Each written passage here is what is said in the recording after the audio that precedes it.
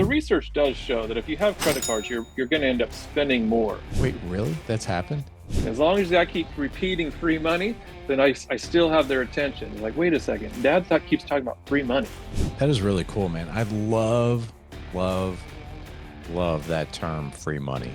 And so why is it that way more people would say, yeah, I could live off 95% of my money, and only a smaller number of people would say, oh, I have to give away 5% of my money. I don't know if I want to do that.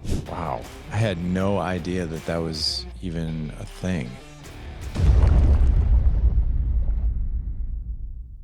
Dr. Paul, what is going on? Welcome to Dad Edge, my friend. Thank you. It's good to be here.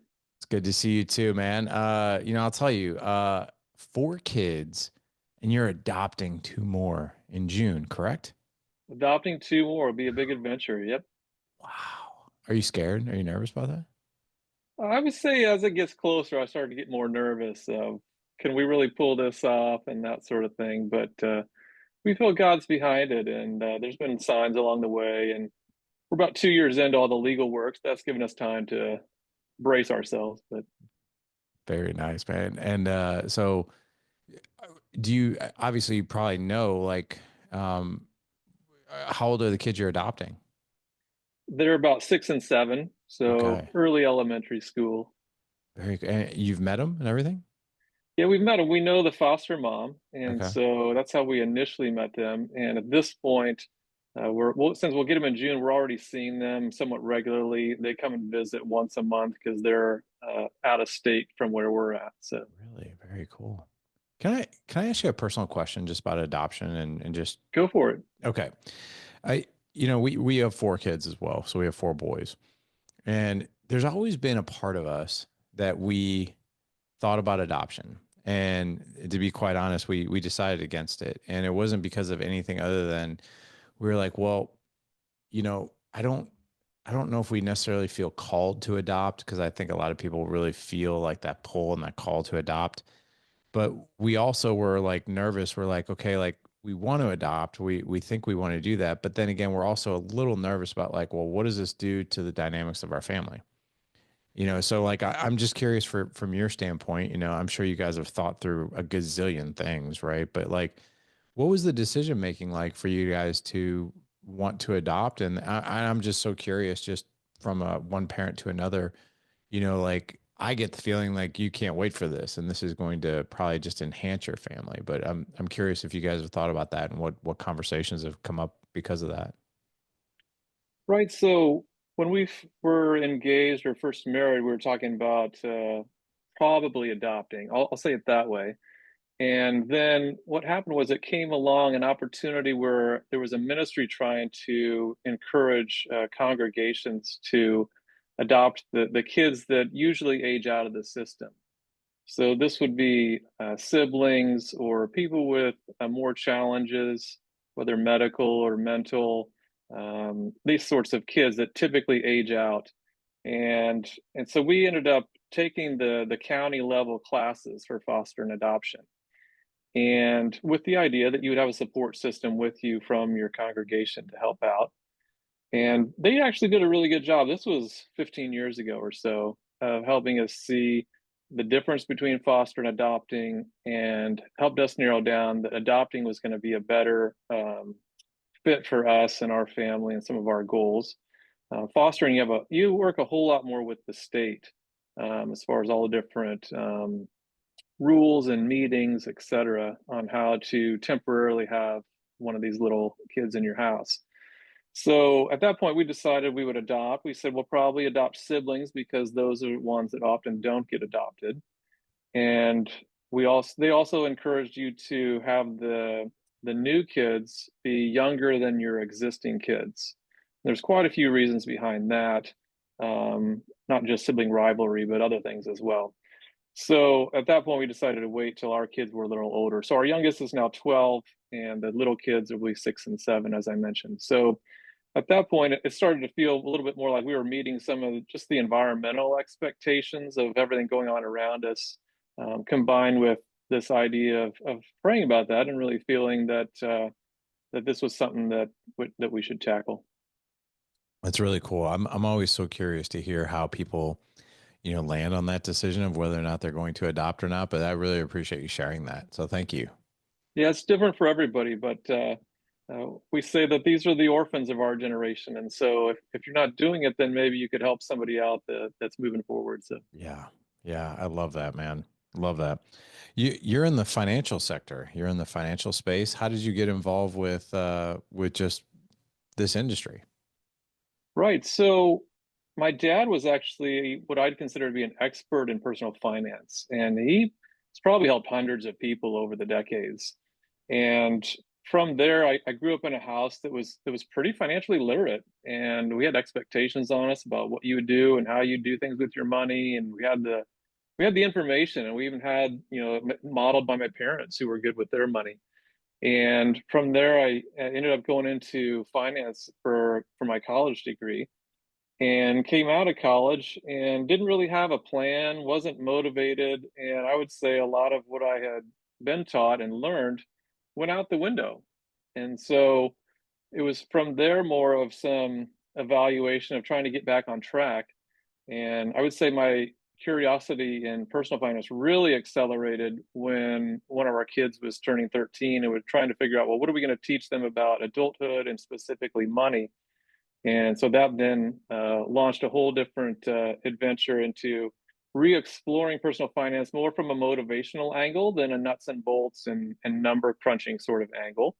And everyone has access to raw information now through the internet. And so, how is it that we use more psychology and motivation in order to inspire someone to actually make choices? And how do we, look long term when nobody, as adults or kids, likes to look long term? And why do we look long term instead of 30 days out? Some of these sorts of motivational questions. It's I love this conversation. My son, I just screenshotted actually to my oldest son because we talk. I talk about money a lot with my two older boys, and I'm starting the conversation now with my 11-year-old, and we talk a lot about it. Like, how do you manage money? How much do you save? How much do you give? How much do you spend? Like, how do you make it? Like all these different things. And my two older boys have had investment accounts for the past probably 3 or 4 years, and they've been saving diligently for years, which has been great. And I was just having a conversation with my oldest one because he has saved actually quite a bit.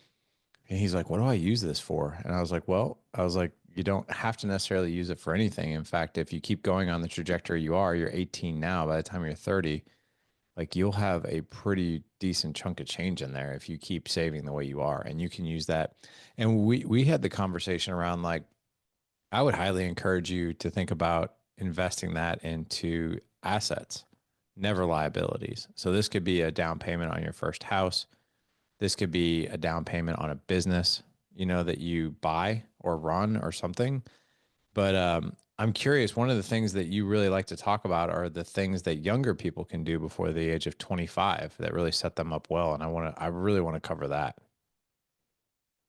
Yeah, there's far more ways than I initially thought, as you might expect when you start diving into, what would you do to inspire a young person? And every kid is so different that you're trying to, have that conversation as a parent or as a grandparent and figure out, what their strengths and weaknesses or whatnot.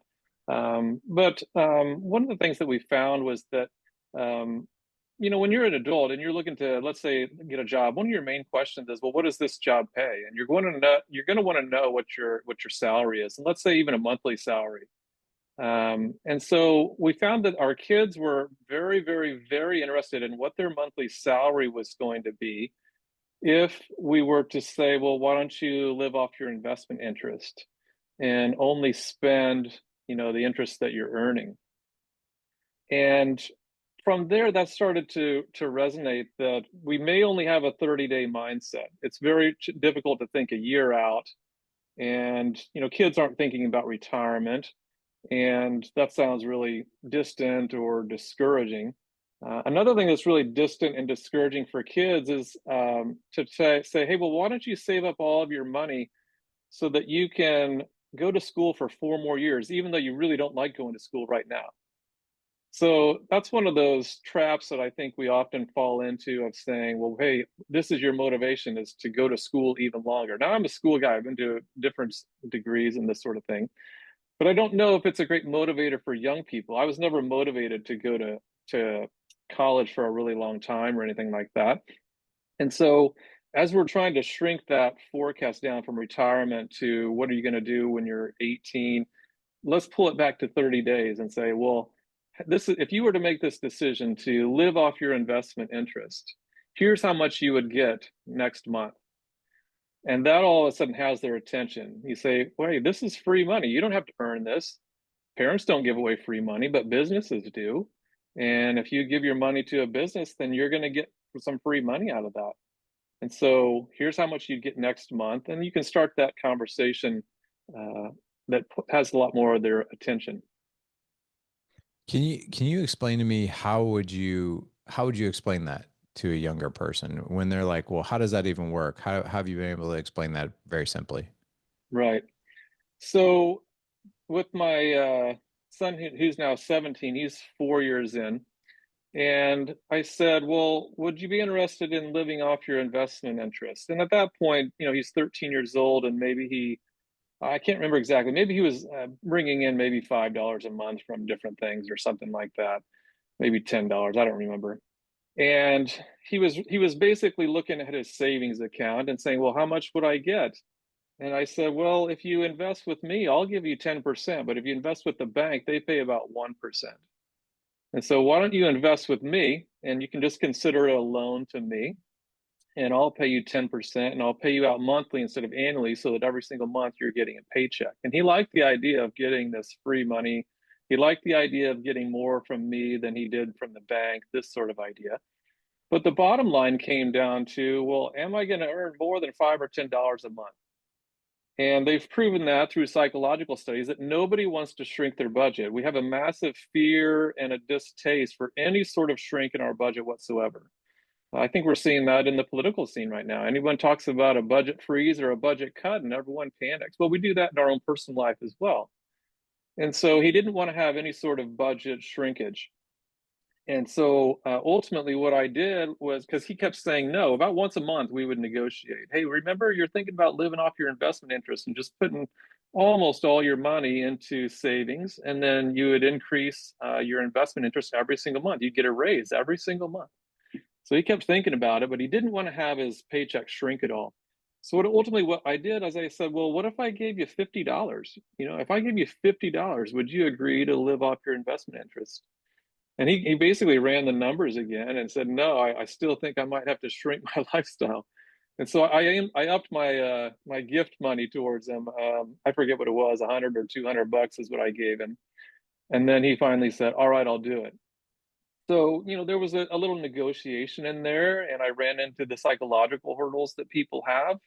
But you fought through those. And I mean, the interesting part about that is that they've proven that adults are really no different. Adults, so you might have a 401k program for saving for retirement at the business that you work at.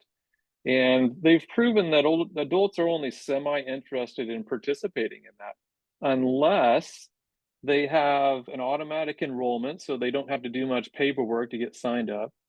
And if there's a matching from the business, and if there's some seed money from the business, so the business says, hey, we'll give you $500 or something if you'll start this program. So with those three factors, then all of a sudden the adults are very interested in signing up for the 401k because there's automatic enrollment, there's seed money, and there's matching. Well, I found that the kids are the same way. They wanted to have me do all the automatic enrolling, get everything set up for them. They wanted to have some seed money, which, as I said, I negotiated with my son of, hey, $50 wasn't enough. I had to give him 100 or 200. And then I had to match as well. I said, well, if you put this in there, well, then I'll match it.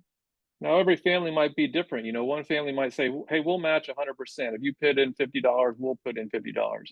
The next family might say, hey, if you put in $50, we're just going to put in five or something like that. Or maybe you get grandpa to match. I think one of my favorites is when a grandpa matches because it gives a connection point between the grandkids and the grandpa, and they call them every month and get to talk with them and that sort of thing. So you find some sort of match that's realistic for your family. And then when those three factors are in place, adults are pretty interested in 401ks, and kids are actually pretty interested in signing up to live off their investment interest. I was actually pretty surprising. I have yet to run into a kid that I haven't been able to convince to live this sort of way when I really get to sit down with them for 30 minutes. Have you found ways? I mean, so it sounds like this is a great way to incentivize a kid to save, right? And to also like live off of just the interest alone, correct? Yeah, I mean, you can do it either. I mean, every kid's and family is a little different. You know, you might, we ended up incentivizing the kids by saying you can keep 10% of what you earn because we wanted them to be motivated to work still. So they get to still keep some of what they earn, but just not all of it, or a large portion of it, I should say. Yeah, so every kid is different in that sense of how you're trying to incentivize them, how you're trying to keep them going, because it's a long haul type of commitment. So with your 17-year-old, does he only get to spend 10% of what he makes? He spends 10% of what he makes, but he also gets his interest. Okay. So he has, several $1,000s saved up now, and he gets the interest off of that. Interesting. Okay. And I would Um, say that he lives very similar to his peers. what does he do? I'm just curious. He mows yards. Okay. Is this like his own business? Yeah, yeah, he just mows yards in the neighborhood. That's awesome. And he only so he basically spends 10%, 90% he puts away. Oh, yeah, he gives away a lot too. We have different things that he gives towards and all that sort of thing, which is a really key part of that as far as how do you incorporate generosity and inspiring them to actually enjoy that. So on the generosity angle, for several years we had done the take the kids up to the dollar store when it came time to get gifts and this sort of thing. And after a while, after a couple of years of that, I think you could kind of tell they were getting a little bored. You know, they've been to that store so many different times. They've got this general idea of I'm going to get this semi okay type of gift for grandma or whoever. Well, what happened was when they started getting some more access to more money, and we increased how much they were giving away. Initially, they were giving away 10%. We had shifted it to 20%.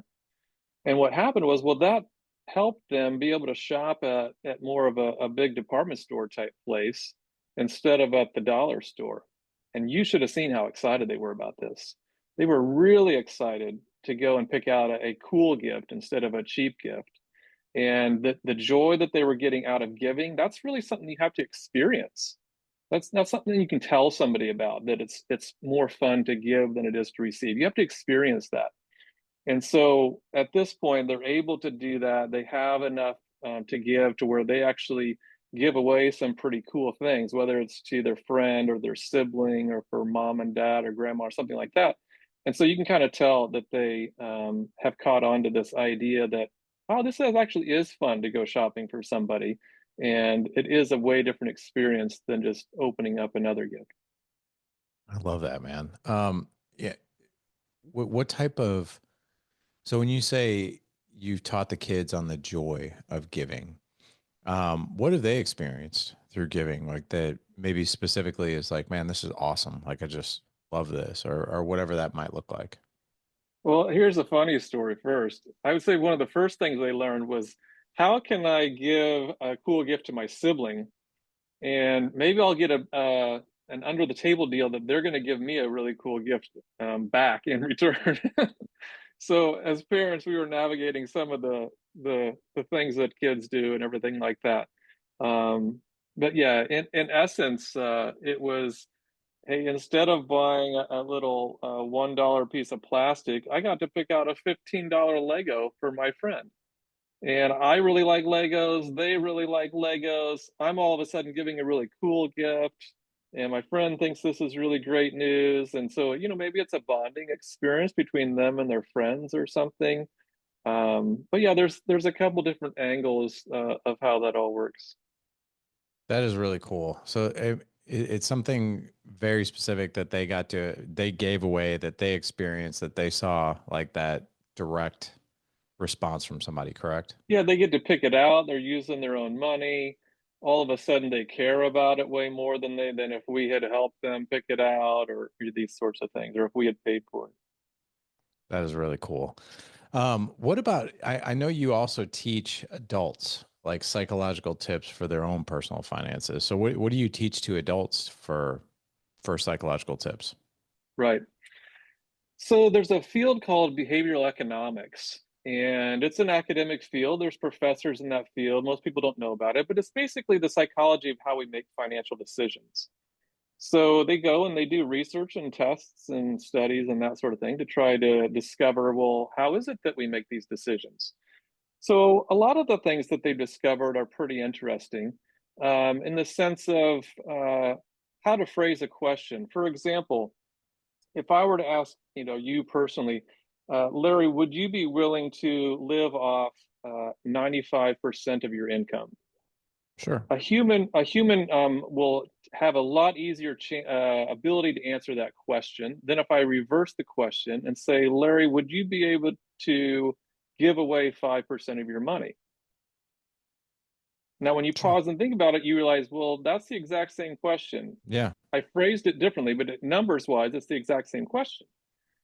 And so, why is it that way more people would say, yeah, I could live off 95% of my money, and only a smaller number of people would say, oh, I have to give away 5% of my money. I don't know if I want to do that. So, it kind of is linked into what we were talking about earlier. People don't like to feel like they're losing money. And we have a big fear to that. We have a big aversion to that, and we'll avoid it. But if we rephrase the question, so that's one. Another example, and along this similar lines, there's a Pulitzer Prize winner, and his study, his most famous study, was on the idea of, well, why are people not wanting to save? There's different reasons why they may not want to save, and if so, then how do we convince them to save? And so he did a study that asked the people, I call it a budget freeze. Hey, would you go on a budget freeze? And then when you get your next raise, let's say you get it around the first of the year or something like this, when you get your next raise, would you save all of that raise? So this is for the person who doesn't want to shrink their budget at all. They're just adamant. They don't want to shrink their budget at all. Okay, fine. You won't shrink your budget and save even 1% of your money. Okay, fine. Would you save the next raise that you get and save all of it? Well, they had an enormous high percentage of people say that they would save their next raise. So you can trick yourself into this as far as how do I use psychology to trick myself into making good financial choices? And when you realize that you can use psychology to help you do that, then all of a sudden you're starting to win that game as compared to the businesses who are marketing and using that against you and trying to trick you into spending your money. Governments are now actually using the same psychology from behavioral economics in order to try to persuade you to use your money on different things. So if the culture is coming against us to try to spend, then we can use that in our favor in order to make better choices. I love that. It's not, it's literally just reframing the situation. I love that. What about, I'm so curious to hear about your view of credit cards, credit card debt, that type of thing. Right, I know some financial planners are, die hard against it. I know one of the certifications you have is one of the Dave Ramsey certifications, correct? right, But right, yeah, what are your thoughts on credit cards? And and the reason I ask this question too is that I wonder, like, is cash going to be obsolete in the next 25 years? Like, I don't right, know. Like, but it just seems like more and more places are going cashless now. right. Yeah, that's one of our emphases is how do you thrive in a digital economy?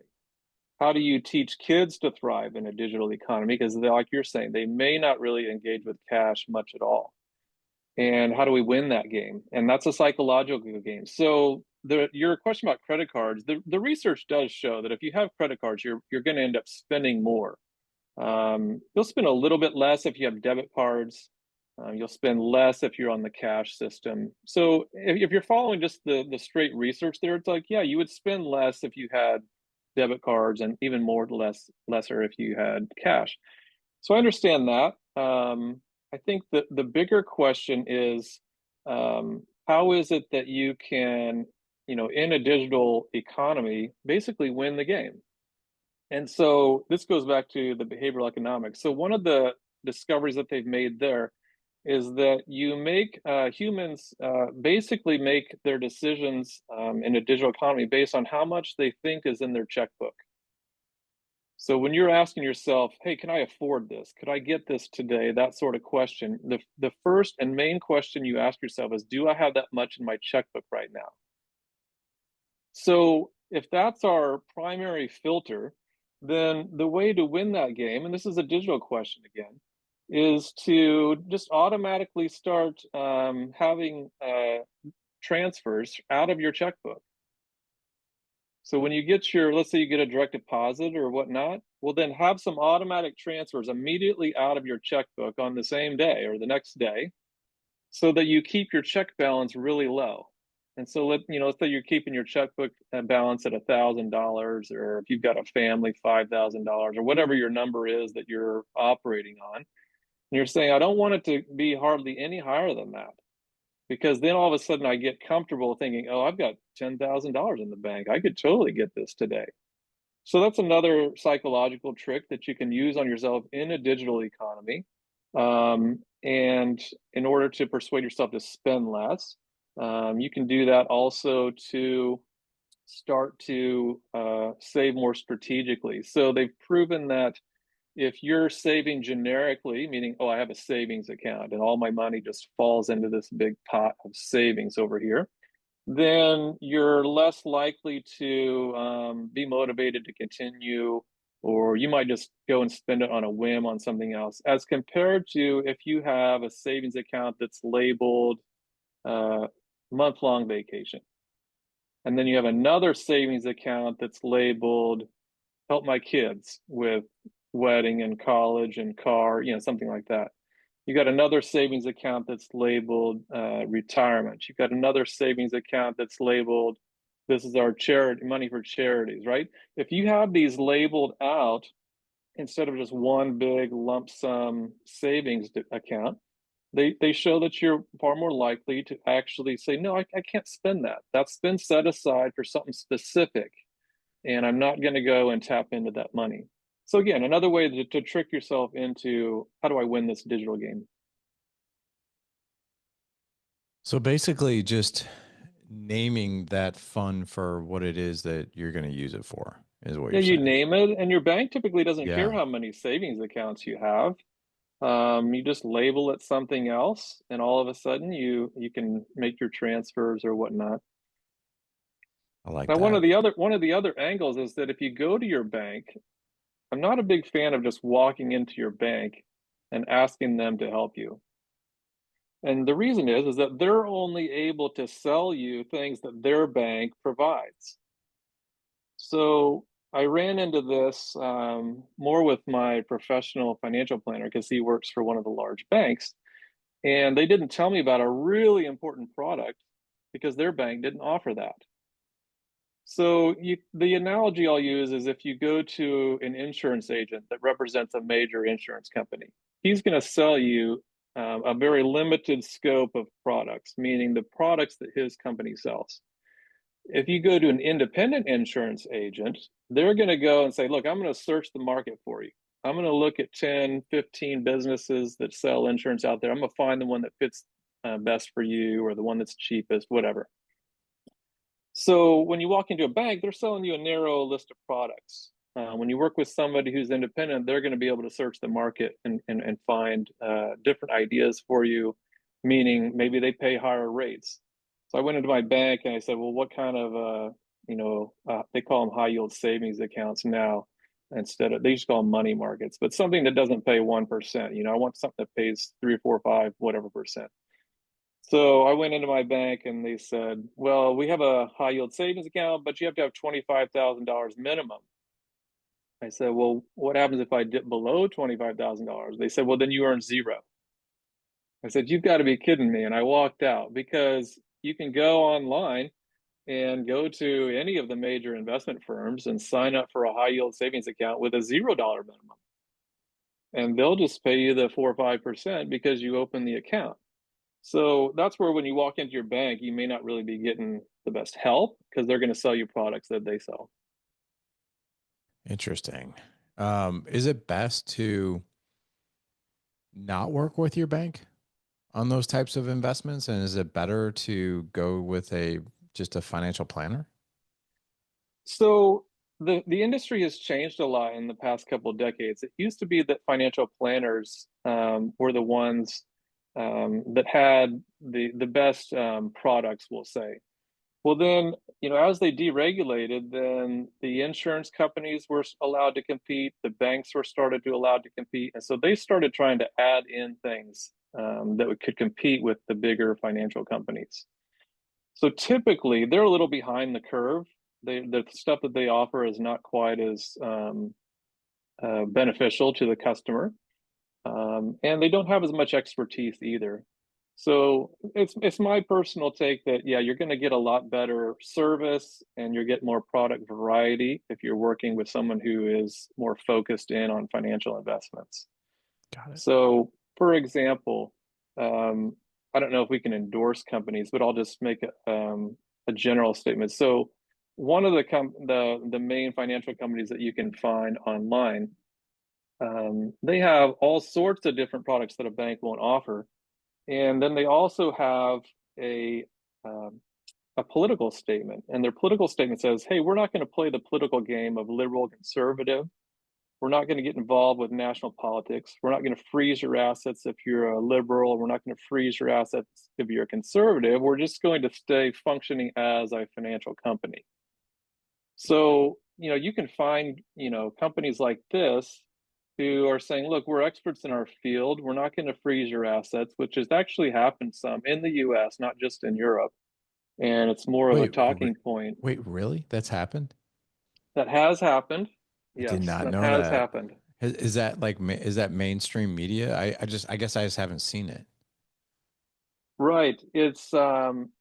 There's typically been some skewed reasons for why it happened. So I don't want to quote the exact stories. I don't have those fresh in my head. But it has happened. Also been a lot more threats of it happening than there have actual instances of it happening. But for me Really? personally, I'm thinking, look, I don't want to be threatened that someone's going to freeze my assets, not to mention have my assets frozen. So I'm looking for somebody that is avoiding that whole game. Wow. I had no idea that that was even a thing.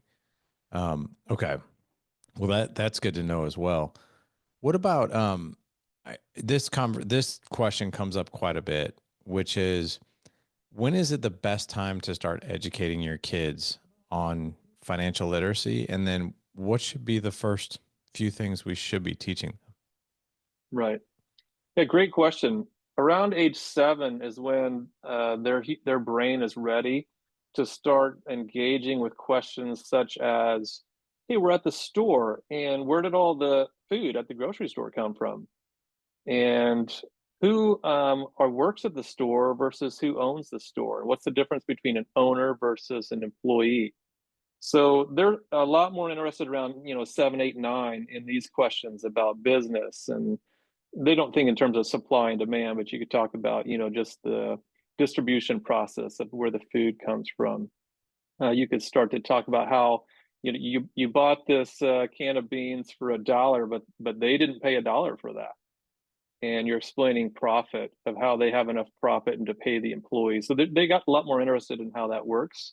And so whenever that happens, then you can start waiting to see if they're willing to have the next conversation, not waiting to see, but initiate the conversation around what we call free money. So kids aren't interested in adult terms. If you say something like investment, that doesn't catch a kid's attention. If you say something like interest, that doesn't catch a kid's attention. So we call it free money, and I think mentioned earlier that parents don't give away free money, although we do some sort of matching with the kids. But businesses give away free money, and so they call it investment interest. But you don't need to know that, little junior. What you need to know is that they give away free money. As long as I keep repeating free money, then I still have their attention. They're like, wait a second, keeps talking about free money. And so maybe I should keep on listening beyond 30 seconds, beyond 3 minutes, beyond 8 minutes, beyond 15, whatever. So, as we created a culture of free money, it took about a week for my little kids to come to dad and say, hey, word on the street is that our brother's getting free money. What's going on here? We want to listen. And the conversation was actually pretty easy with them. And they were, closer to ages 10 and 7 when our son was 13. So our 7-year old jumped right on board, saying, hey, look, I understand enough that I want to engage with this free money that you're offering by loaning my money to you instead of loaning it to the bank and trying to live off my interest. Because what that does is it starts to teach them, what we adults value, and that is, well, maybe you should have two income streams and you don't have all your eggs in one basket and you're having almost two jobs. So now I've got my regular job and I've got my investments. But my motivation is actually towards how do I invest more, because then that pushes my monthly paycheck higher. It pushes this interest that I get paid from dad higher. And so the more I save, then the more I get next month. So now they're thinking twofold. They're thinking, one, I'm a bit of an entrepreneur because I'm 7 years old, 10 years old, 13 years old. I'm trying to figure out how to get jobs. So that forces them to do a little more thinking. And then secondly, how do I save more? And so how do I be disciplined with my spending so that I can invest and get more free money? That is really cool, man. I love, love that term free money. Because I take my boys, my older ones, to our quarterly reviews with my financial advisor because they have their money invested over there as well. And they ask all kinds of questions when we're there, like what does this mean? And what is this? What does it mean when you have a mortgage and you have interest and you have all those different things? I have another question for you as it relates to money that we pay for and how to explain that. So like I was talking to my oldest son and I told him, I was like, he's like, are you guys wanting to pay off the house anytime soon? And I told him, and I don't know if you agree with this or not, but I told him, I was like, I don't really have a whole lot of interest in paying our house off sooner rather than later. I was like, but all of our other debt is paid off. Like we don't have any credit card debt. We don't have any car payments or anything like that. And I was like, and then before I even said it, I was like, he's not going to understand what I'm talking about. And I'll tell you what I said to him. I said to him, I go, I'm also not really interested in paying off the house early. I was like, because our interest rate is very, very low. It's 2.75. I was like, so our actual monthly payment on our house is actually crazy low. And not only that, but the cost for us to have that debt is actually pretty low compared to what it is now. So we've got college coming up for you and your brother. We have a couple of, mom is going to probably need a new car within the next couple of years.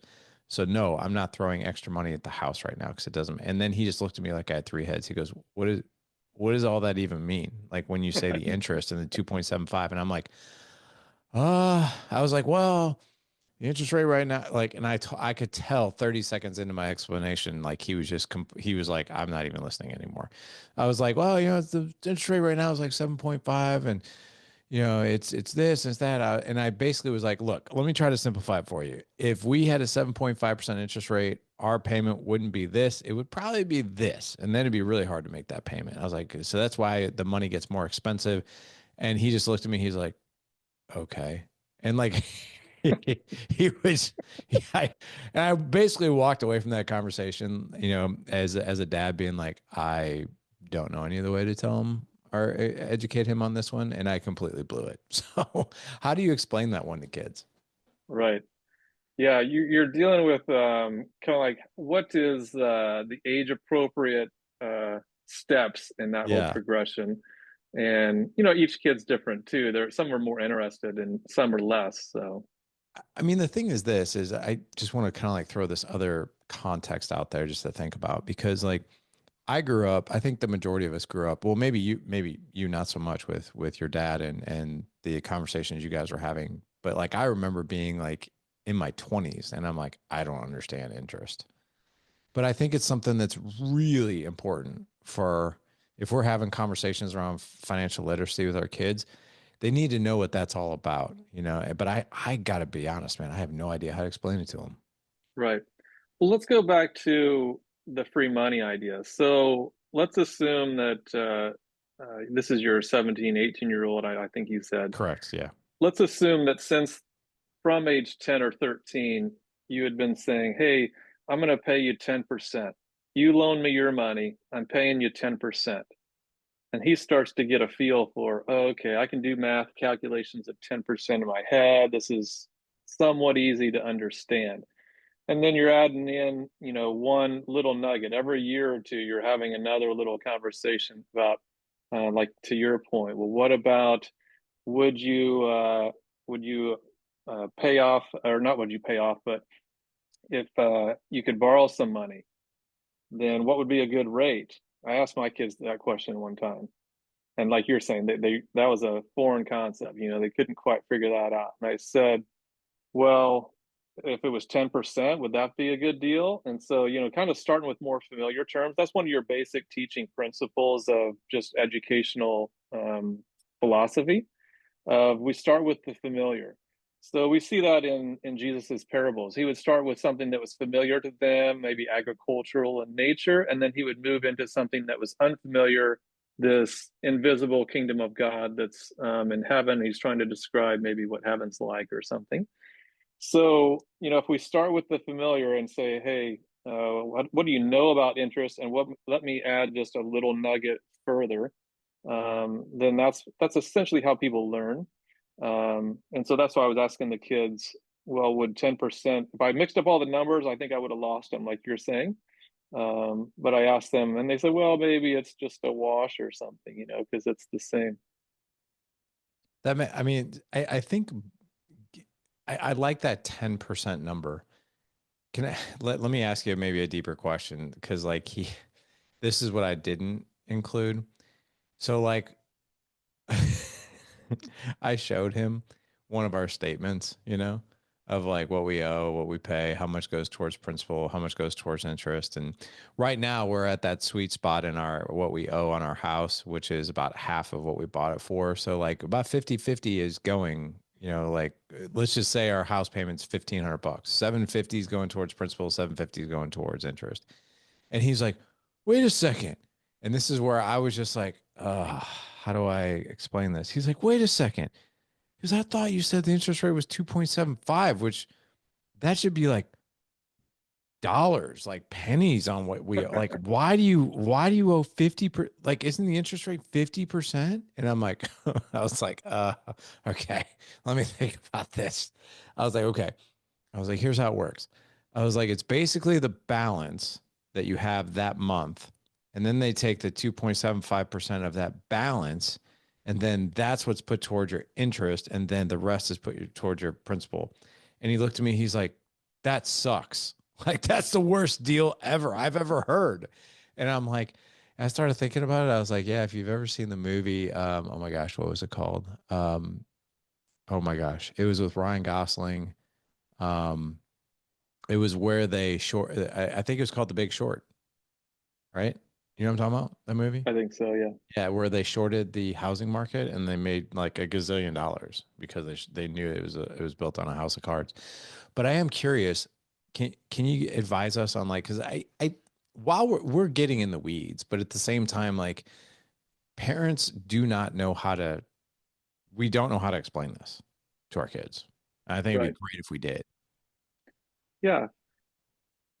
So what we're dealing with is a question that I think maybe 5% of the population kind of likes to dive into the weeds on and go figure out. And then the 95% of us are kind of like, well, maybe my spouse will kind of figure this one out for me, or, maybe the bank will just kind of give me the short version, that sort of thing.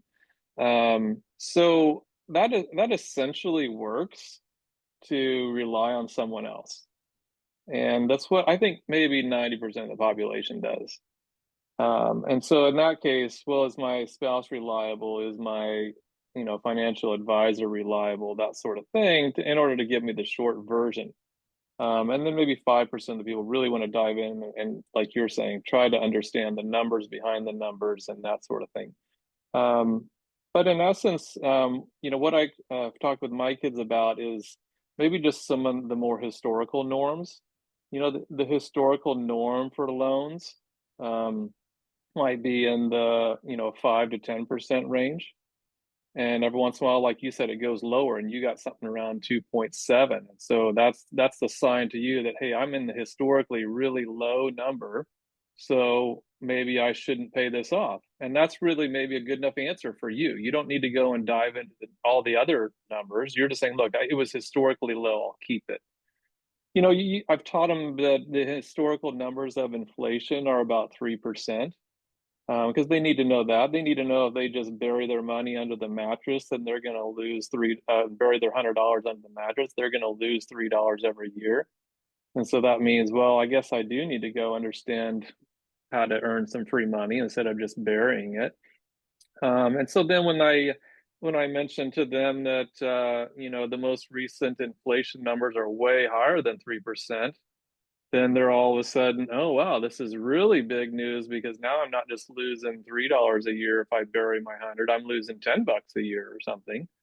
So I'm even more thankful now that I've decided to invest in free money. And that might be as far as they go with it, but it's enough, right? It's enough. They don't need to be a numbers nerd like me or somebody else in order to get the big picture. But I think the problem is that we didn't communicate the big picture to kids. And so they can't navigate through the bigger decisions. I agree with you, man. One other question for you too. Going back to just credit cards and older kids, right? And this more digital based environment. I think we all went to either we were that kid in college or we were friends with this kid in college. And dude, I'll never forget, like, thank God I never put a lot of money on credit cards in college. I just never did. Like I was so poor it wasn't even funny, but like credit cards were very, very tempting for me, but I just didn't use them a whole lot. And I think it was because I had a couple friends of mine who were ridiculously, I'm talking like, I don't even know how you come out of credit card debt like they did. Like one of my friends, I'll never forget, this was in the 90s. One of my friends had over 30 grand in credit card debt and he was a waiter in college. He put everything on his credit card. And we've talked about this with our kids. Like, listen, man, when you go to, University of Arkansas next year, there's going to be these credit card companies that are going to give you like a free frisbee, maybe a free cell phone cover or like some t-shirts. And you're going to sign up for this thing. You're going to get this thing in the mail and you're going to have like a $3,000 limit and you're going to think you have all the money in the world. And you're going to start using this thing. But I am so curious around, even though we've talked to our kids relentlessly about financial management and responsibility. And I will tell you, man, they're very responsible with their money. But the thing that does scare me is they don't have credit. They have their own checking accounts, but they have debit cards and they've never bounced anything. They never overspent, which is good. But I'm on them every Sunday. We have a check-in.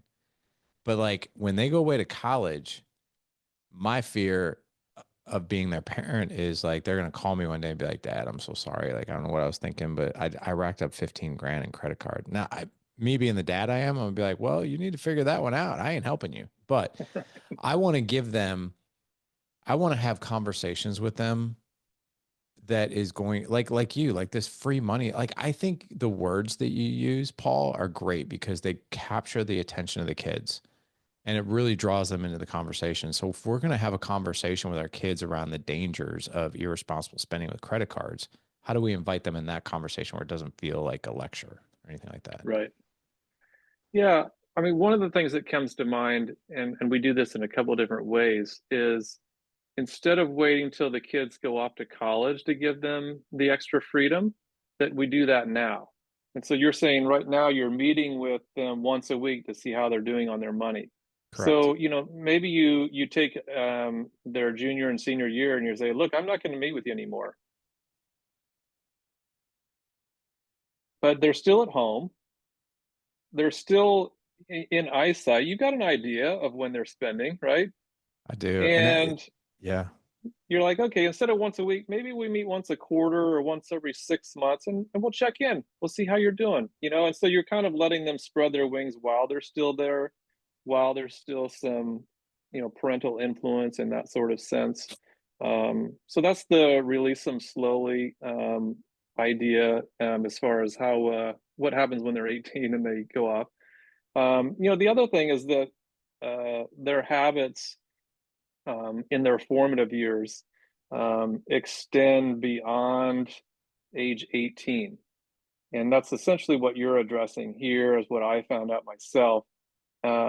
So from a medical level, the frontal lobe of your brain isn't fully developed until you're age 25. And so, the financial parenting question for you as a parent extends till at least age 25.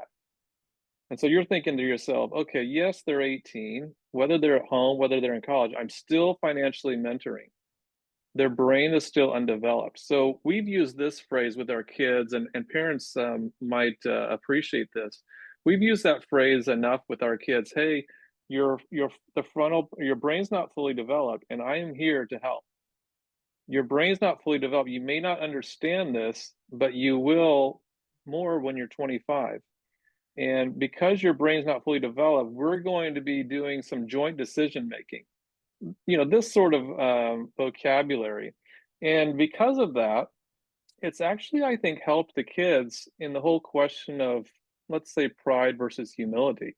Of, hey, even though I think I know a lot, dad keeps reminding me that my brain's not fully developed. So maybe I don't know as much as I think. Maybe I could listen. Maybe I could, when dad's telling me that credit cards are real dangerous and they can destroy my financial situation, maybe I should listen because my brain's not fully developed. So it's almost coming at it from a different angle of, hey, I've told you enough times that credit cards might be dangerous. And now I'm coming at it from a different angle of, here's why I keep saying that. I like that. Is there an easy way also to explain the absolute? So I love your term on free money. I really want to, I've been thinking about this a lot lately. I want to think of a term or a way for a kid to understand. Like, so here's a conversation. Like, so we bought a hot tub. Um, I don't know, it was about a year ago. And we did finance it and we sent in our last payment. And my oldest son was like, why did you have to pay it off this month and not next month? I was like, well, if we didn't pay it off this month, I was like, we had zero interest, zero payments for 6 months. And so if you pay it off within that time, you don't owe any interest on it. I was like, but if you don't, I was like, sometimes, and this one was one of them, I was like, they'll charge you about 40% interest and they do it from the beginning balance. So you could have like a $20 Right. balance and then they're going to charge you 40% interest on a $10,000 original, loan that they gave you. And again, he was like, what are you talking about? They can do that. And I'm like, yeah, they can do that. And I was like, credit cards are not much different than that, especially if you dig yourself a hole. He's like, well, how does that work? And I'm like, that's when I looked at him and I was like, that's another conversation for another time. That was a fancy way of me saying, I have no idea how to explain this to you. So like, if we were to use terms that would get kids' attention and we're talking to them about the dangers of specifically credit card interest, how would we go about doing that? Right. So I would start with your 10% number. Hey, you could earn 10% somewhere. Uh, it's hard to get 10% on a particular year in the stock market or something like that because it's a little up and down. But in the long haul, the first 100 years of the US stock market, um, it was 8 or 10%. And then the next 100 years is closer to 12%. So let's say it's just 10% or something like that. The stock market over the long haul gets you roughly 10%. 10% is easy for the kids to think of. So they're thinking, oh, okay, 10%. Now I could earn 10% or I could pay 15% with the credit card company. Those are kind of my two choices. And so you think, well, that's, kid, do you understand this is a 25% difference? One's going to make you enormously wealthy and one's going to make you enormously poor. And I've told the kids before, like, you can't balance your budget. I've told adults this, you can't balance your budget down to the penny. Nobody is that good. Nobody is that good. You are either going to intentionally err on having a whole lot more than you need, or you're going to have a whole lot less than you need because nobody hits their budget right on the nose. I've never seen that ever. So you're either going to err on earning 10% or losing 15. And that's a 25-point swing. And that's really your only thing that you need to know as a kid. And so as a kid, you're thinking, well, dad says that debt's not an option. Dad says that credit card's not an option. And I should probably just go with this 10% idea. And then if they want to take a sharp left-hand turn and go borrow at 15, then like you're saying, well, that's a good little experiment, and we'll see if they enjoy that. I love how you use these really easy round numbers to talk about, but yet it still really hits that point home and they understand it. Because, like, even if you were to, if you're explaining that even to me, I'm like, okay, yeah, that makes total sense to me. I can really digest that without getting into the weeds of like all the other numbers and the minutia. So that's really cool. Um, I went to your website and I I think it's really unique what you guys offer. The financialheirs.com. The services you guys offer is really, really cool. Like you offer even a couple services that are like 20 years in length, correct? We do. We offer a longer package. I mean, our packages are really designed for an extended family. So let's say that you have a sibling, maybe you have a couple siblings, and one of your parents is still alive. And so grandpa is sitting here thinking, hey, I would like to leave a legacy of financial health. And I don't just want to help Larry's kids, I want to help all my grandkids. And so how would I tackle something like that? How would I, learn like we are talking about some of these newer things from behavioral economics, or how would I really get the kids to sign up to do a free money system? I've got one client and they said, yeah, what we really like is having a third party voice, meaning somebody like me, instead of just us parents trying to convince the kids to do something with their money. And so you've got an outside voice, and grandpa comes along and says, yeah, this is what I'd like to do. I would like to have our whole family, all of my kids, all their spouses, and all 10 or 20 of my grandkids start moving in this direction. And so we can go that route and help extended families when you get one of these packages. And we can start doing consultations with just the grandparents or just the adults. We could do them with the kids on the line and have them ask their questions.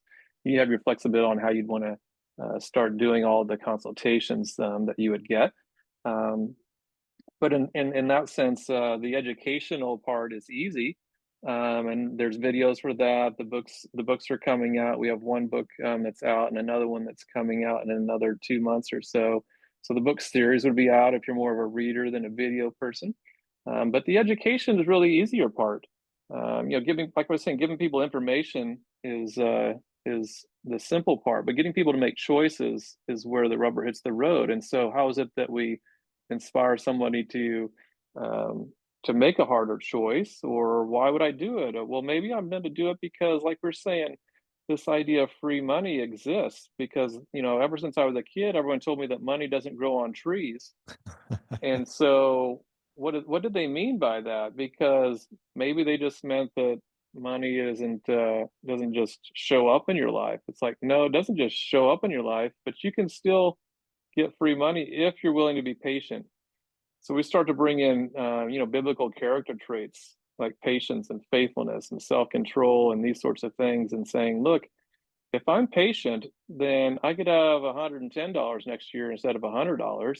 It's really just kind of on me. If I'm patient, I could have $5 at the end of the month. If I'm patient, I could have $6 at the end of the next month. If I'm patient, I could have $7 at the end of the next month. And in that sort of sense, they start to grasp that. Now, I would say that our kids were 2 years into the program, and then it was one, we were sitting around at dinner one time, and they said, you know what? I'm actually really thankful that we did this whole money thing. That's what they call it. That we did this whole money thing with dad because I'm getting quite a bit of money now every single month, and nobody else my age is getting that. And I'm living the same life they are, basically. And so they started to be thankful. But yeah, it took a couple of years. And so it's like, you can't just tell a kid, hey, you'll be thankful in a couple of years. Right.